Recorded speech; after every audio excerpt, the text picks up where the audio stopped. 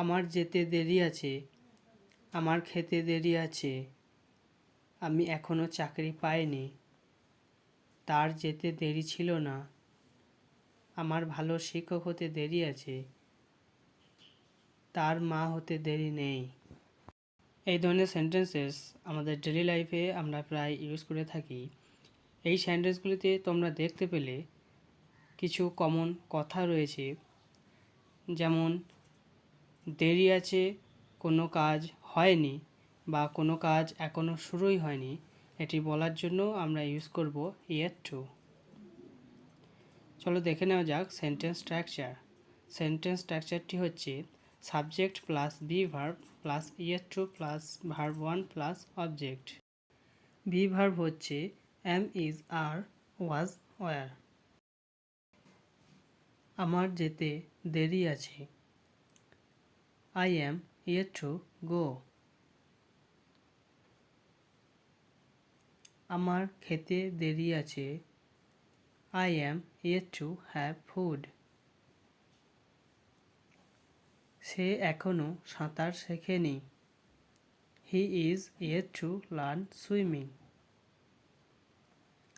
আমি এখনো চাকরি পাইনি, I am yet to get a job। তুমি এখনো বাইরে যাওনি, You are yet to go outside। তাদের আসতে দেরি নেই, They are not yet to come। তোমার কি যেতে দেরি আছে, Are you yet to go? তার যেতে দেরি ছিল না, He was yet to go। আমাদের সেকেন্ড স্ট্রাকচারটি হচ্ছে yet to be। এর অর্থ কোনো কিছু হতে দেরি আছে বা কোনো কিছু এখনও হয়নি। চলো সেন্টেন্স স্ট্রাকচারটি দেখে নিই। কিন্তু তার আগে যারা এখনও পর্যন্ত আমার এই চ্যানেলটি সাবস্ক্রাইব করনি তারা অবশ্যই এই চ্যানেলটি সাবস্ক্রাইব করে নাও এই ধরনের আরও ভিডিও পাওয়ার জন্য।